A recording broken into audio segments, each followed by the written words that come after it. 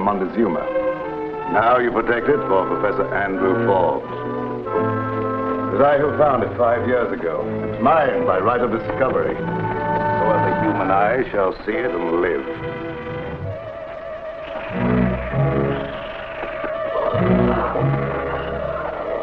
You want it, don't you? You're proud of your plumage, aren't you?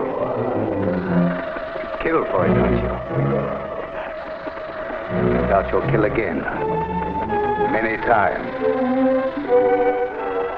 Foolish people who send one think I'm only a poor, eccentric archaeologist. They don't know how rich I am, or how smart. If they were to see you now, they would think you were some monstrous leftover from the prehistoric age. They wouldn't believe that you were Quetzalcoatl, the feathered serpent god.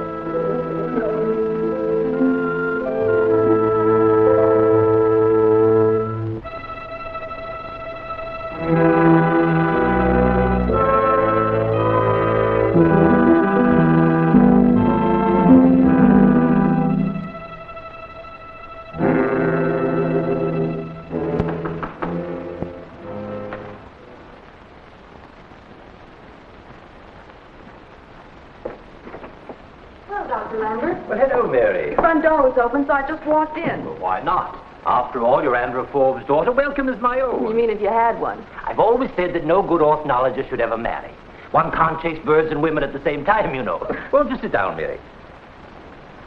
Would you like to see my article on birds of the Southwest? Our copy came today. I just finished reading it. Oh, I see you didn't like it very much. Yes, it was very interesting, only... Only what, Mary? Well, I'm afraid Father will be furious about you mentioning that legend of Montezuma's treasure being buried around Azteca. You know how archaeologists hate treasure hunters. But I'm not a treasure hunter, Mary. Some of your readers might be. Oh, so that's why you're calling upon me. Partly. I wanted to have a talk with you about Father. What's Andrew been doing now? Making sheep's eyes at some young widow? Father isn't interested in women since Mother died. Oh, forgive me. I'm sorry. Mother's death was strange, horrible. I wonder if the tragedy hasn't affected him. I think your dad's been working too hard lately. And you have noticed the change? Well, frankly, yes. Appears for days at a time. Doesn't try to explain when he comes back. Just says he's on the verge of some great discovery. Dr. Lambert, I wish there had never been any such thing as Aztec Indians. Father does nothing but think, dream, and talk Aztecs. You can't just think and talk about the same subject and stay sane. I'm afraid for him. Have you tried getting him away from here for a while? When I suggested, he simply blows up. That great discovery your father's on the verge of couldn't be Montezuma's treasure, could it? Oh, I'm afraid you don't know Father as well as I do. Finding Montezuma's treasure wouldn't mean nearly as much to him as digging up the key to some old Aztecan picture writings. He's a scientist. All scientists. Finding an Aztecan Rosetta Stone would be a great contribution to science.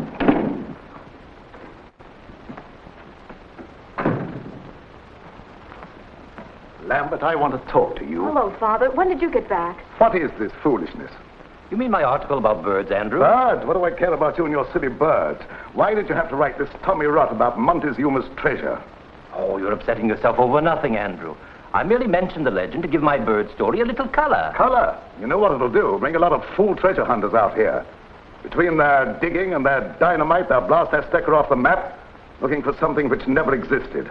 I'm sorry, Andrew. Sorry? A lot of good that'll do. Father, you talk as though Dr. Lambert committed murder. When I want your advice, I'll ask for it. And in future, you stick to your own trade. Chasing feathers. Doctor, I'm ashamed of my father's actions. Please try to overlook them. I understand, Mary. Don't worry. Any apologies from Mary are not from me.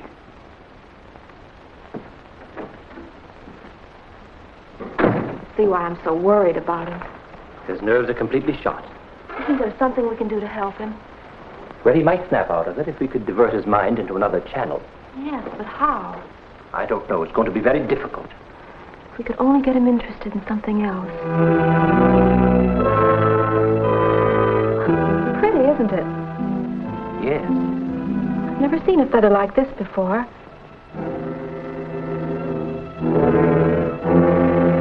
It's come from a beautiful bird. Not a bird. It's a creature. Where did you find this, Mary? Well, on the floor. Why? Is it something special? Special? I'll say it's special. Why, there are only 3 known specimens like this in the entire world. 2 are in museums in Mexico City, and the 3rd is in Don Gonzalez's private collection in Honduras. Then it must be valuable. Oh, it would bring a high price at any museum. But it's not the money I'm interested in, Mary. As a scientist, I'm interested in the creature itself. There's just a chance that one may have survived down through the ages and is about here somewhere. If it is, I must find it. Doctor, you keep saying creature. You mean bird, don't you? The scientific theory is that the thing was half bird and half reptile, lived on blood. How can they tell that from just a feather? We've certain scientific facts to substantiate it. Each of the other 3 feathers was found clutched in the hand of a dead man, whose throat had been torn open, jugular vein severed. Sounds like a vampire tale. If there are such things as human vampires, they wouldn't have feathers. And a vampire bat doesn't have feathers either. Certain species of that bird are flesh eaters, have a taste for blood. Say, maybe I've got something. The Aztec god Quetzalcoatl was pictured as a feathered serpent. The priest who invented a god like that could have seen some prehistoric monster. Why, Mary, you're ill. Come sit down, dear. My mother. You remember, don't you, Doctor? Yes. Then there is such a creature around here. Well, there could be. No, you better rest a little longer, dear. No, I'm all right. I'm worried about Father. The thing might kill him, too. I've got to go and warn him before it goes to Azteca. Yes, by all means do. But I don't think he'll take any stock in it. I'll drive you home in my car, Mary. Please, no. I'd rather wait until Father cools off before you try to talk to him. All right. But I've got to go to Azteca to talk to Superintendent Hastings. He has brought me unusual feathers before, and it's just possible he may have left this for me while I was out. Perhaps he did. Goodbye, Doctor. Goodbye, Mary. Family friend. You weren't very nice to him. And he wrote stuff that will bring a pack of greedy treasure seekers around here, which will interfere with my work. Well, he didn't mean to offend you. He just thought perhaps there's some sort of prehistoric creature out there where you're working. Well, what makes him think so? Well, I know you'll think it foolish, but I found a very peculiar-looking feather this afternoon. You found a feather? What kind of feather? What did it look like? It looks like it might come from some rare bird, only the doctor said it didn't. Where is it? Well, Dr. Lambert has it. I found it on the floor of his study, and he thought perhaps Mr. Hastings left it for him when he was out. He thinks it might be from some prehistoric creature, a sort of flying monster that somehow managed to survive. The doc better take a vacation. You'll be getting a nervous breakdown. Then you will tell him you're sorry? If it will make you any happier, I'll stop by and apologize right now. Oh, he isn't there now. He rushed right out to Azteca to show the feather to Mr. Hastings. Oh, you'd better not wait supper for me, dear. I may be late. Goodbye.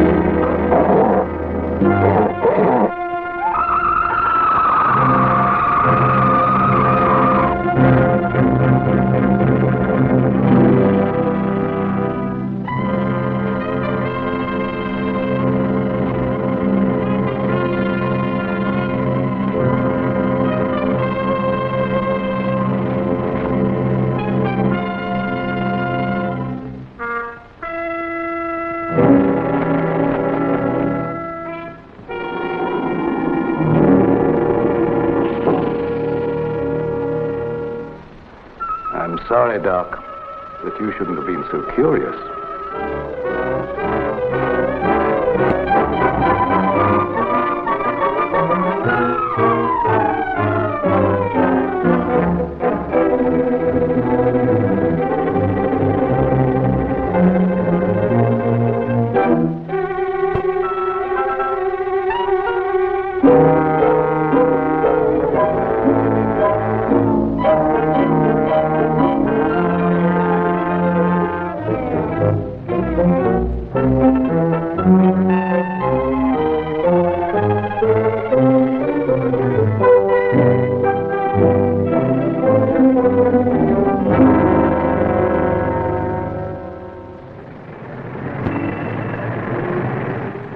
Always a pioneer in radio entertainment, Radio Network XOR is undertaking to bring to its listeners first-hand information of a factual mystery thriller.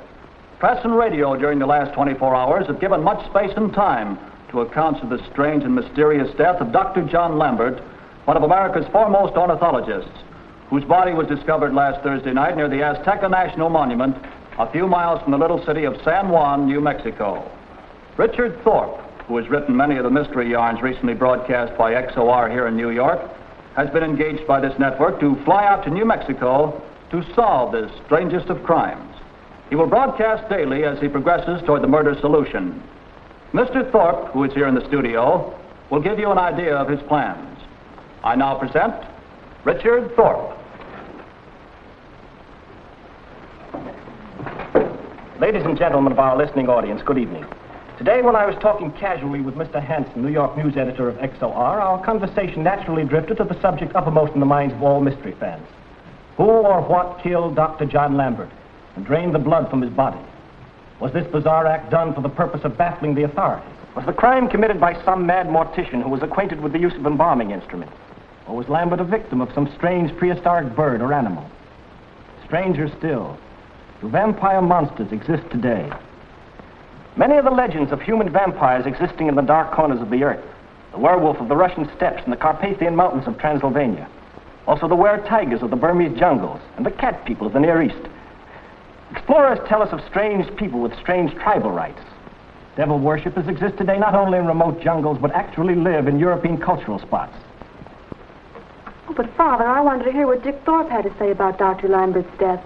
I've read lots of his mystery stories and... First thing you know, you'll be believing in werewolves and devil worshippers. Then you were listening.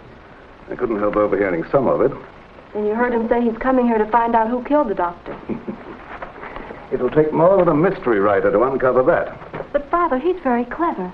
All he needs to solve a case is just one tiny clue.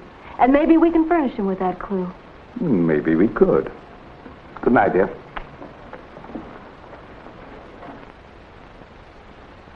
Be sure and tune in day after tomorrow morning at 10 o'clock for Richard Thorpe's initial broadcast from San Juan, New Mexico. Good night. I'm staking the reputation of XOR and how this thing turns out. And I don't mind saying I'm uneasy about it. Don't forget I'm doing a little staking myself. What about my reputation? Are you going to work alone on the case, Mr. Thorpe? No, Louis Havener, an ornithologist, has volunteered to help. And then there's another fellow, a friend of mine, Vance Bennett.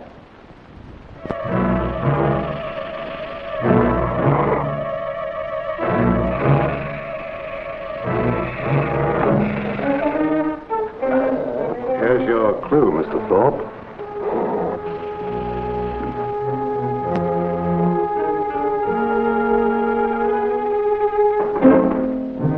Come in.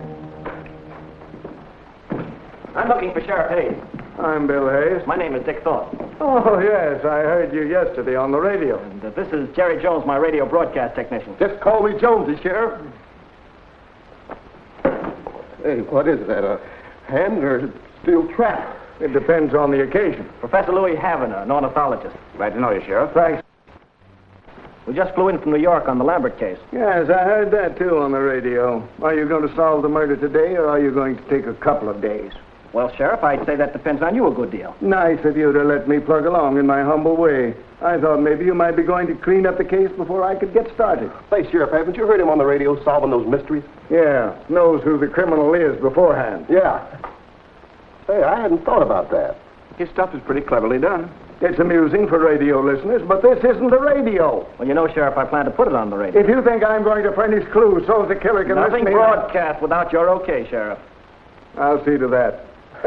Well, so long, sir. Hold on. Network XOR now takes you to the little city of San Juan, New Mexico, where Richard Thorpe, famous author of mystery stories, will broadcast the first step in his effort to solve the mystery of who or what killed Dr. John Lambert. At this moment, the inquest is opening. There was only one injury, a wound in the throat, very jagged, almost from ear to ear, more pronounced on the left side. Jugular vein completely severed. Death had been immediate. Rigor mortis was just setting in when the body was discovered. From the nature of the wound, could you describe the death instrument? Not exactly. The wound was too jagged to have been inflicted with a tool with a cutting edge. I'd say more of a tear.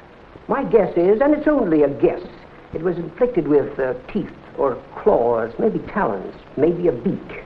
And you think Lambert was killed by some or predatory bird? Except for one thing. What's that? The body was practically ready for embalming. All the blood had been drawn out. You're a witness. You say the jugular vein was severed. Is it possible, Dr. Wagner, that such an injury itself would drain off the blood? No, that's not possible. I just wanted to establish that fact for the record. Thank you. Thank you. Next witness, Sheriff Bill Hayes. Take stand, please. I tell you, boss, this program's going to be a knockout. Nothing like it ever broadcast before. Oh, yeah? I've staked my reputation on it. And your job. There wasn't any strange footprints or animal tracks near Lambert's body. Want to ask Bill any questions? Just one. And Lambert couldn't have been murdered by a man or an animal. No, I'd say the killer wasn't a man or an animal. Not unless he had wings. That's what I wanted to establish, that the criminal had wings. Thank you. That'll be all, Bill. Next witness, Professor Andrew Forbes. When did you last see Dr. Lambert? That is, I mean, prior to his death. On the afternoon of the day he was killed. Anyone else present? My stepdaughter Mary. Where did you see him? At his home. What was the nature of your call? I went there to remonstrate with him about something that he'd written in an article. What had he written? He mentioned the legend about Montezuma's treasure being buried somewhere around Azteca. I wanted to warn him. Stuff like that would bring in a crowd of treasure hunters who would interfere with my archaeological work. I mean, the digging and blasting indiscriminately. You parted as friends? Oh, yes. Your witness? Professor Forbes, you've done some archaeological work among the Aztec ruins down in Mexico, haven't you? Yes, for some years. 5. The old Aztecs worshipped some kind of feathered serpent, didn't they? Yes, they had a god which they pictured as being half reptile, half bird. Quetzalcoatl. Purely mythological, of course. Do you think it possible that such a creature might have existed, say, in the age of dinosaurs and like monsters? But I'm an archaeologist, not a zoologist. The two sciences are entirely different. Yes, I understand, but I thought that perhaps in the course of your work you might have come across some trace of such creature. Oh, such things never existed, except in mythology. I believe there's a tradition that the Aztecs once lived around here and then moved south. Yes, I've been trying to substantiate that theory through my work at Azteca. If that's all. Just a second, Professor. There's one more question. I hope you'll forgive me for touching upon a somewhat delicate and tender subject. Your wife. Didn't she come to her death some years ago under somewhat similar circumstances? Yes, that is true. We never discovered exactly how it happened. Then it might be possible that the same, let us say, creature could be responsible for both crimes. Well, I think that's stretching the point. That's all, Professor, and please forgive me. Dr. Lambert was very excited about the possibility of such a creature still existing around here. He said if there is one, he must find it. Where is the feather now? Well, I don't know. Only the doctor said he intended taking it with him when he went to see Superintendent Hastings. Can you describe that feather? Well, it was pretty and very odd. Thank you, Miss Forbes. Dr. Lambert showed me the feather and asked me if I'd left it at his home while he was out, and I told him that I hadn't. So when he left, he took it with him. He seemed to think it was very valuable, wouldn't let it out of his sight. Will you describe the feather, Mr. Hastings? Well, I would say it was just about as Miss Forbes described it. I understand that Quetzalcoatl was not one of the bloodthirsty deities, like the sun god. Is that right? The human sacrifices were made to the sun god, but bloodletting was a rather popular Aztec pastime, and I presume that Quetzalcoatl would kill to preserve the thing he was charged with protecting. Is it true that 3 such feathers as were described here were discovered in Latin America, clutched in the hands of 3 dead men? Yes, But there was no feather found in Dr. Lambert's hand. I know that, but a very gentle breeze might have blown it away. That's all. Thank you, Mr. Hammond. Jury may now retire and consider a verdict. Pretty good, huh? All right. What happens next? How do I know? This thing's on the square. We, the jury, find that Dr. Lambert came to his death through undetermined circumstances, and that his death was a homicide. Can't something be done? I'm sure this is murder. I'm not leaving San Juan until I get to the bottom of these killings. Possibly if we all work together, we might get somewhere. You mean you're willing to work along with me? Young man, you are very necessary to some of my plans. Thank you, sir. I think there was one thing you forgot to ask me when I was on the stand. What's that? Whether you may call it our home. I didn't forget. I just didn't think this was the place. This afternoon for tea? Better make it supper. I have to go to Aztec this afternoon. Well, that's fine. I'd like to ride out with you to where Lambert's body was found. I want to have a look around. Oh, yes, of course. It would be a pleasure.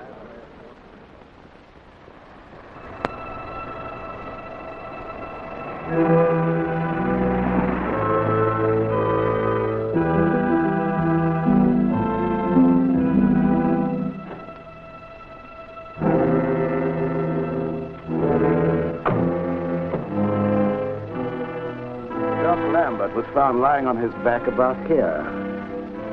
There's no blood. Is it possible the ground could have drained it off? Oh, no. We had a chemical analysis made of the soil. Do you remember the direction of the wind? There wasn't much wind that day. This time of the year, what little wind there is comes from over here.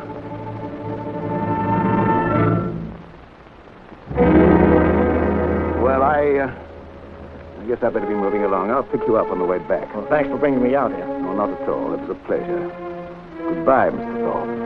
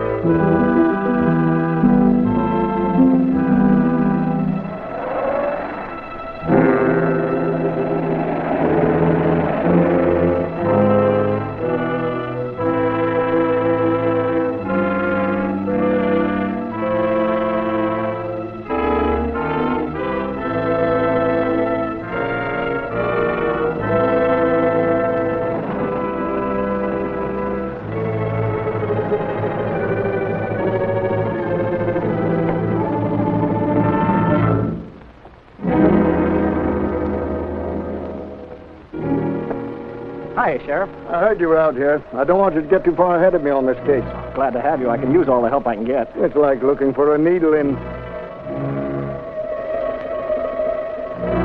Just a moment, Thorpe. That's the feather I've been looking for. I want Superintendent Hastings here before we disturb that thing. He should be able to identify it. Can you drive a car? Yes, why? I'm staying right here to watch this feather. You drive my car to Aztec and bring Hastings back. But look, Sheriff, hurry.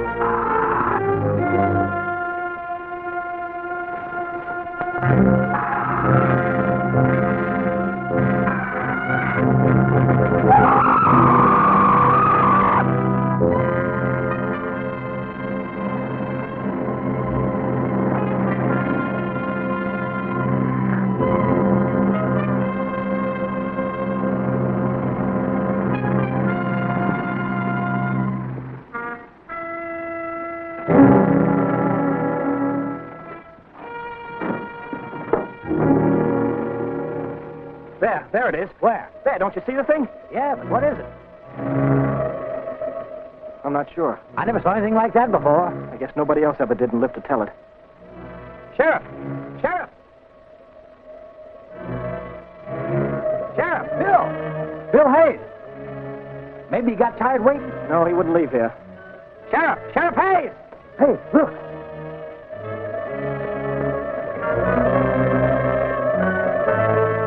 His throat has been ripped wide open.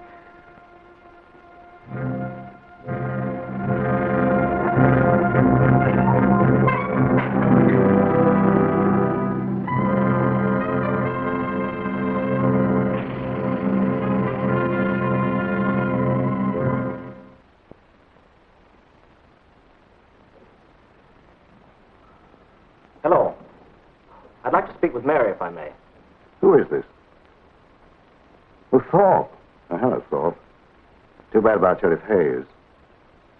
Yes, you were very lucky. It might have been you. Yeah, I guess I was pretty lucky at that. Mind if I speak with Mary, Mr. Forbes? I'm sorry, she's in the tub. Any message? Well, please tell her I'm starting for the Pine Mountain Broadcasting Station now. I want to have another look around for that feather before I start the broadcast. I'll send Jonesy along to pick her up. Uh-huh. Well, thanks. Bye-bye. Did someone want me on the phone? Yes, Thorpe. Well, why didn't you call me? He left a message. He said he was very sorry, but he couldn't come after you. But he invited me to watch him broadcast. You keep away from Pine Mountain, do you hear? Well, I don't see why. You heard what I said.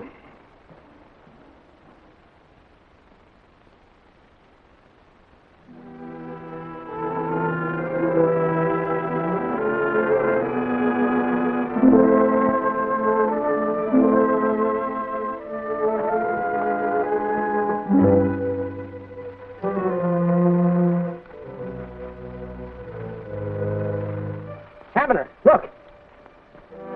Here it is. Maybe we'd better call in some witnesses. No, I tried that yesterday. This time I'm taking no chances. I wonder if it's the same one Dr. Lambert had. Mary will be at the broadcasting station. She ought to know. I've got a hunch we'd better be getting out of here and fast. I shouldn't be here, Dick. Father will be very angry. He told me to stay at home today. I don't think your father likes me. Maybe I'd better have a little talk with him. Oh, no, please. There's no telling what he'll do. He might even prevent us seeing each other.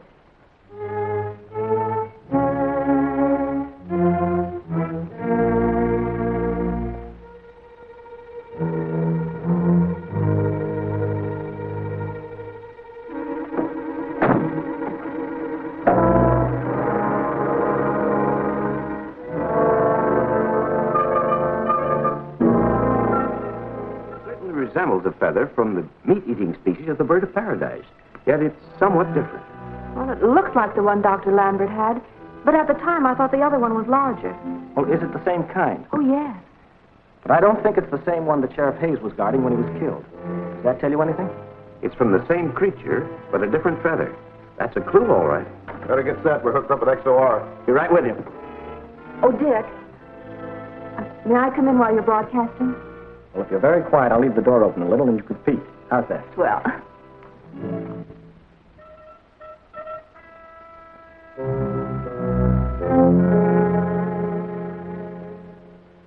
Network XOR now takes you to the little New Mexican city of San Juan, nestling in the foothills of the Rocky Mountains, where Richard Thorpe, noted author of mystery stories, is attempting the solution of a factual crime more fantastic and thrilling than fiction. From Pine Mountain Broadcasting Station, he will tell you of his progress. Come in, San Juan. This is Richard Thorpe, broadcasting from the Pine Mountain Station at San Juan, New Mexico. Yesterday, you heard the coroner's into the death of Dr. John Lambert, internationally known ornithologist. You heard the jury's findings, that Lambert's death was a death of violence, that the killer was some person, bird, or beast as yet unidentified. Only a few hours after the inquest, there was another murder. This time, the victim was Bill Hayes, sheriff of San Juan County. It was only by chance I was not the victim. When I returned with Hastings to act as witness to the findings of the feather, Bill Hayes was dead, his throat gashed, his body drained of blood. The assassin was just leaving the scene. As I had surmised, it was some sort of horrible creature, a leftover from a far distant age. I don't expect many of you who are listening in to believe a word of what I am saying when I describe this flying monster. Were I in your place, I wouldn't believe it. The other networks will laugh us off the air. Keep your shirt on. Thorpe wouldn't pull a fake. The head appeared dragon-like, the wings feathered, a long reptilian tail trailing behind it as it flew through the sky. It is my opinion that only 3 people have seen this monstrous creature and lived. These are Mr. Hastings, myself, and the human fiend who has sufficient control over this monster to use it as his instrument of murder. Of course, you'll want to know how I arrived at this conclusion. The reason I can't reveal the clue I'm working on is obvious. I don't want to put this man on his guard. Within a short time, however, I hope to announce the name of this killer in my broadcast. With me in the studio today is of America's foremost ornithologist. We'll describe to you the feather we picked up this morning at the scene of the tragedy. Ladies and gentlemen of our radio audience, Professor Louis Hammond.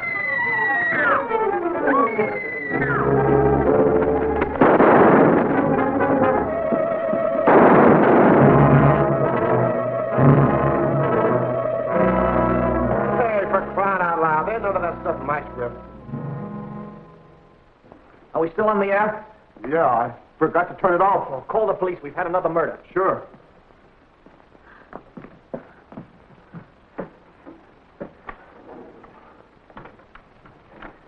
Ladies and gentlemen, there's been a murder at the studio. Professor Louis Havener was struck down by the feathered serpent as he stood at the window examining the feather we had just found. We'll be back on the air again tomorrow morning at the same time. You know what this fake is going to cost the XOR network? A franchise. Yes, Mr. Grant. I want you to find out if there's insanity in Thorpe's family. Yes, Mr. Grant. And order a couple of straitjackets. One for you and one for Thorpe. Okay, Mr. Grant. Okay. Make it 3 straitjackets. I must have been nuts myself when I hired the pair of you. All San Juan is asking, where will the Flying Death strike next? Who will be the victim? What is back of all these mysterious and fantastic murders? Early today, a double inquest was held over the bodies of Sheriff Hayes and Professor Havener, newest victim of the monster. I see Mr. Hastings is in the crowd. I'd like to ask him a few questions. Mr. Hastings, you were with me the day that Sheriff Hayes was killed. Why, yes. Did you see some kind of flying monster? I certainly did. Will you describe it to our radio audience? Well, it looked like sort of a giant reptile with bird's wings. That reminds me of one of those Aztec idols, a feathered serpent, Quetzalcoatl. I would like to ask Hastings a question. Why, sure, Mr. Forbes. Go right ahead. This is a public forum. Hastings, do you mean to say that you believe there's an Aztec god flying around these ruins? Aztec or Hottentot. I came in town today to get permission from the new sheriff to pack me a gun. Everybody in town's getting a gun permit. I hope they don't start shooting every time they see a feather. Hey, mister, what's that thing you got there? Oh, this? It's a doodlebug. You find treasure with it. Well, that's interesting. Tell us about it. We can leave now, Dad, if you like. I always thought you locate water with doodlebugs. Well, there are water doodlebugs, and there are other kinds, too. This one locates gold. Oh, so you're looking for a gold mine, eh? Not exactly a mine, a treasure that's been buried for a long time. You think there's buried treasure around here? I've got an old Aztec map that says there is, worth millions. Montezuma's treasure. Maybe we had better leave now, Dad. No, this interests me. Well, how does this particular doodlebug work? You just walk along holding it this way, and when you get over the gold or any other metal, it shows here on this dial. Oh, that's a good idea. Maybe there is buried treasure around here. It might have something to do with all these killings. Oh, Mr. Forbes, this ought to interest you. Come on over and take a look at it. This is Professor Andrew Forbes, an archaeologist. He's been excavating out at Azteca for years. Bennett's the name. Vance Bennett. Pleased to meet you, Mr. Forbes. Thank you. If this treasure hunt of yours isn't too private, I might be able to help you along. Well, that's mighty nice of you. If I find what I'm looking for, there'll be plenty for you, too. Well, I'm not interested in treasure from the standpoint of personal gain. I'm only interested in the scientific angle. Well, thank you, gentlemen. Well, folks, looks like this manhunt is going to include a treasure hunt, too. Tune in tomorrow morning, same time, same station. This is Richard Thorpe, returning you to your New York station. Treasure hunt, huh? Well, you wouldn't believe yesterday there was a murder in the Pine Mountain studio. Maybe this treasure stuff isn't a hoax either. If they find any treasure, I want to be cut in on it. Get hold of Thorpe long distance and tell him. Well, there it is, Dick. Fine. How'd you find things in Honduras? Meaning the senoritas? Meaning old Don Gonzalez. I had a heck of a time keeping the old boy from flying up here with me. I was afraid he wouldn't want to let this precious feather out of his sight. That was less trouble than having it vacuum sealed in that package. What's the idea? Well, the way I've got it figured, Quetzalcoatl is guided to his feathers by their scent. I didn't want him at our throat before we were ready for him. Then you really believe there is a feathered serpent? Vance, I'm sure of it. I've seen him twice. When he killed Sheriff Hayes and when he killed Havana. Why? My dear fellow, haven't you guessed? Montezuma's treasure. Montezuma's treasure? Say, are you kidding? No, Vance, I'm confident the killer somehow stumbled on it and is using Quetzalcoatl to keep others from finding out about it. Sounds fantastic. Any definite suspect? You shook hands with him this morning. Professor Andrew Forbes. Forbes? But he offered to help me look for the treasure. Say, wait a minute. You think that guy's got me all set as his next victim? Right. Well, in that case, I think he should furnish the feather. It would have saved me flying down to Honduras and back. Sure it would. Only that way it would have been his trap. This way it's my trap, and I have to furnish the bait. Now, when Forbes sees you with this feather...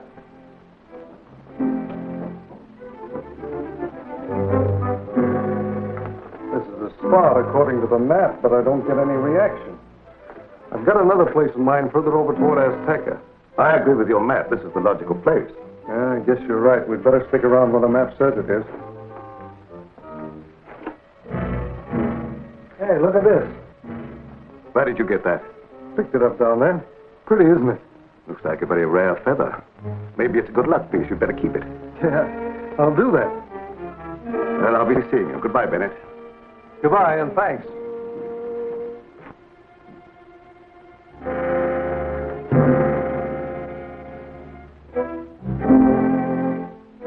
All right, come on out, Dick.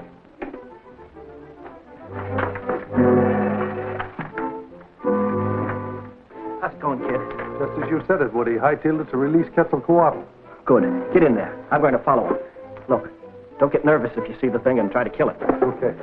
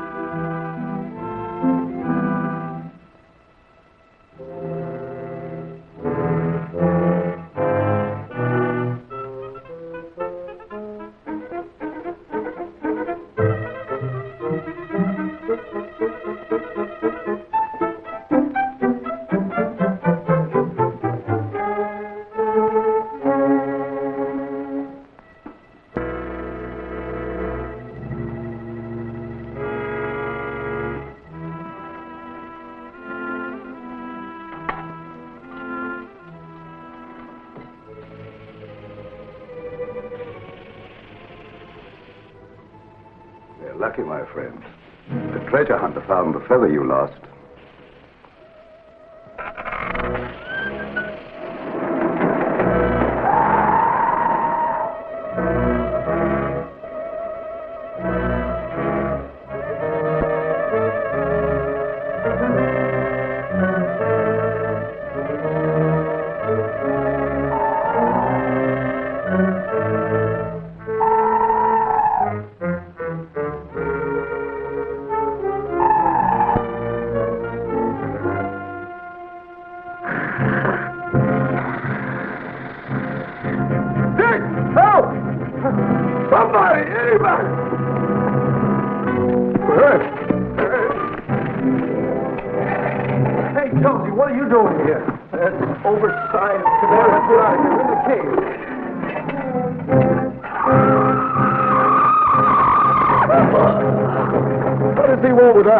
After this feather. Well, let him have it.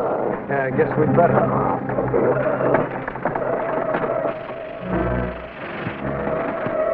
Did you see him pick up that feather?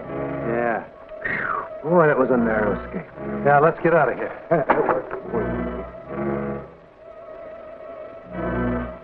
You got any more feathers? No. Okay. Come on.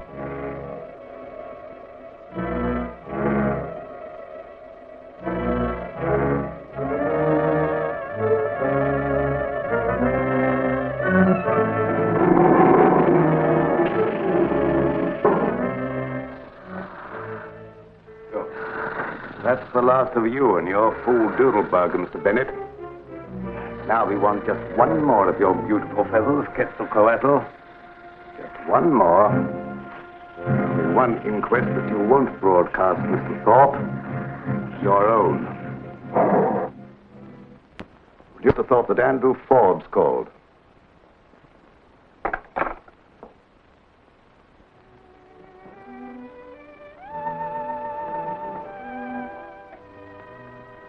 Where did you get that? The floor in your bedroom. You must have dropped it there. Yes, I found it yesterday out at the ruins. I was just phoning Thorpe to tell him about it. I thought you didn't believe in any feathered serpent. I don't, but if it will help that young fellow's broadcast any, I'll give it to him. Father, with you working out there at Azteca and staying away for days at a time, well, I'm afraid people are beginning to connect you in some way with these murders. Who gave you those ideas, Thorpe? No, I've been doing a lot of thinking lately. I know other people can think, too. And what have you been thinking? Whatever that creature is, it killed my mother. But Mary, how could I have anything to do with that? You know I loved your mother. Why, you don't think... Then it killed Dr. Lambert and Sheriff Hayes and Mr. Havener. And always, in some way, there's been one of these feathers connected with the killings. But Mary, how could I have anything to do with the killings or with the feathers? I know you've never liked to talk about Mother's death, so I've tried not to mention it. I remember she had one of those feathers, and she told me you'd given it to her. She thought it was pretty. She asked me for it. In a mysterious way, one of these feathers showed up in Dr. Lambert's study, after you insulted him for mentioning Montezuma's treasure. That's right, my dear. Get everything off your mind. Oh, that's all.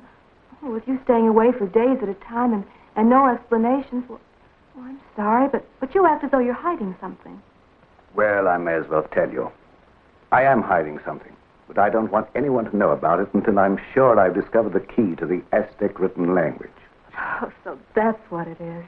If you want me to prove it, I'll take you out there and show you. But you must promise me not to mention it yet. I'm so glad I was mistaken. You know, I've never thought of you as a stepfather.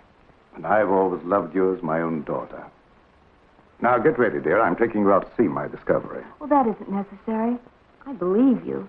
I think you should know all about it in case anything happens to me. Well, all right. If it'll please you. I'll be ready in a minute.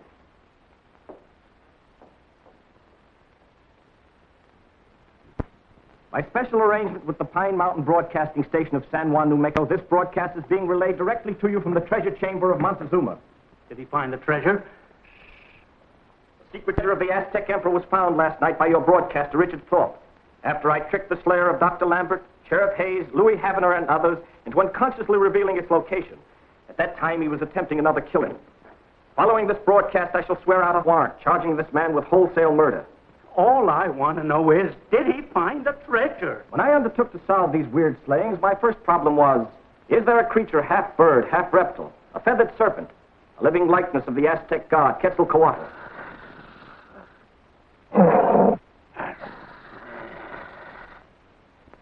This very moment, the feathered serpent crouches before me on an ancient Aztec altar, behind a protective cage of steel. The man who directed this bloodthirsty serpent against the throats of others took no chance with his own jugular vein. You heard its cry then. Possibly it wants to be off in search of another victim. Perhaps you'd like to know how the human murderer inspired his instrument of murder to seek out his victim and destroy him. All I want to know is, did he or didn't Thorpe find the treasure? I can tell you how it was done, but I'm baffled as to how the murderer learned it could be done. In some way, he found out the monster is extremely proud of its beautiful feathers. Will kill anyone who happens to possess one of them. The man's distorted mind was quick to seize upon the simple process of planting one of Quetzalcoatl's feathers on the intended victim.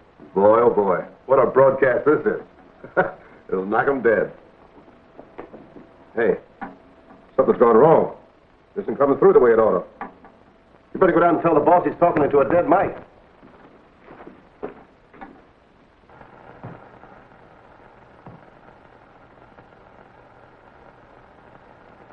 Why didn't he say something about the treasure? Thorpe's business is solving murders, not hunting treasure. If I could get my hands on his throat, there'd be another murder.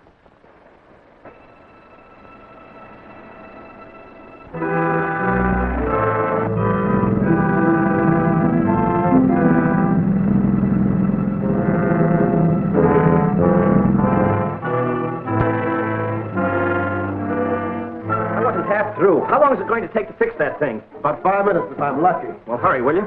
Doing the best I can.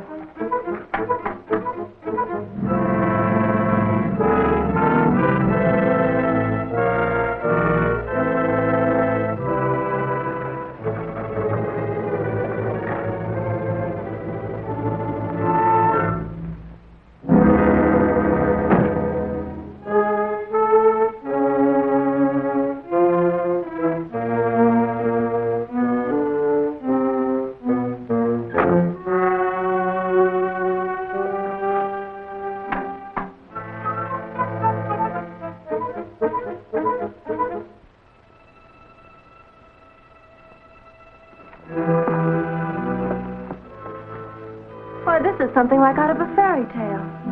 You must be careful, dear. It's dark in here.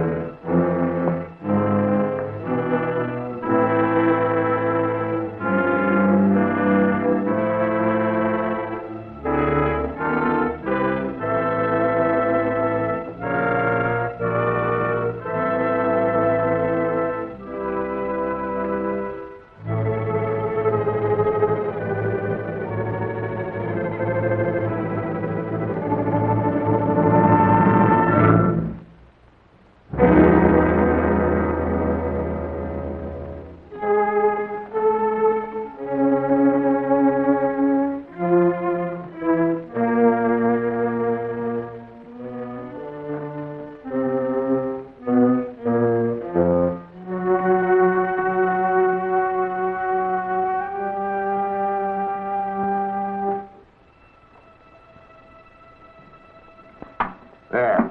That ought to do it.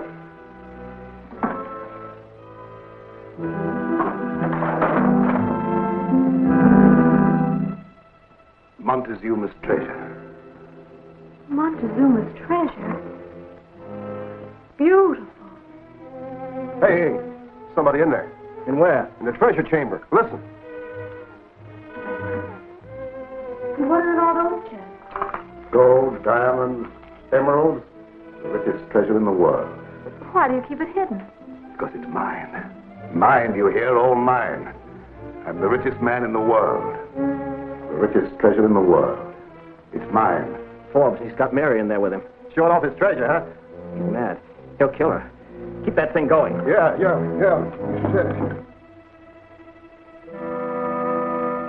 Come. I'll show you something else.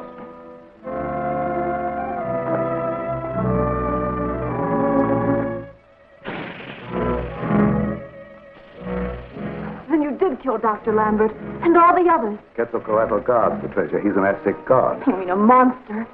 And you're a murderer. You sent that thing to kill my mother. No, but that's how I learned he would kill to get his feathers back. You see, my dear, when one stumbles too close to my secret, it's dangerous to let him live. I'm sorry it has to be this way.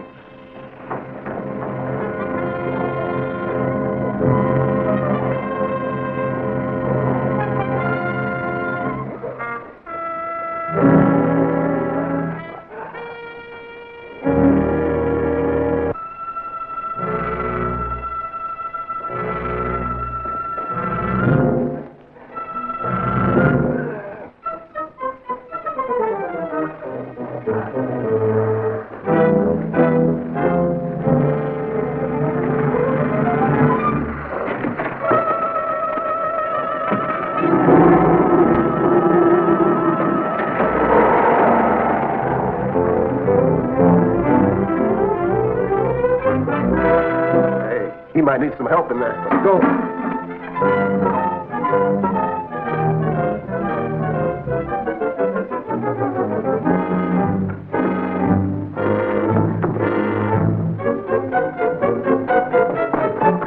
Which way Forbes go? I don't know. There he goes. Stay here.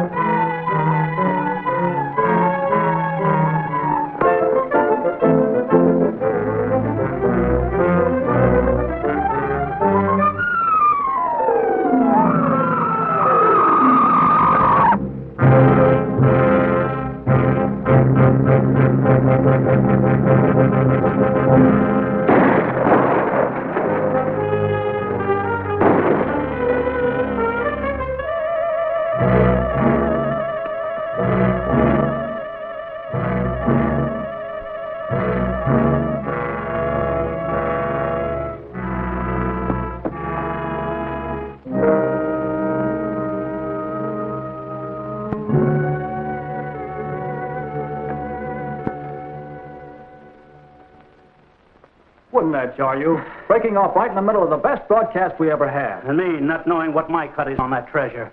What's happened? Oh, don't be sore, boss, but I forgot to phone Thorpe. God.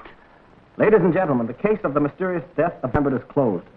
As his final victim, the feathered serpent has just claimed his own master, Professor Andrew Forbes. Some broadcast. I'm sorry, dear, it had to turn out like this. It was the only way. Mary, we're never going to think of any of these things again. We're getting away from here. Careful, boss. That Mike's alive. Huh? Okay, Jonesy, take it easy. Mary and I don't mind telling the world that from now on, this radio team is going to be Mr. and Mrs. Thorpe. This'll run our Crosby pole way up. Up. Up's not the way you're going. What was that for, boss? That was for not phoning Thorpe to cut me in on that treasure.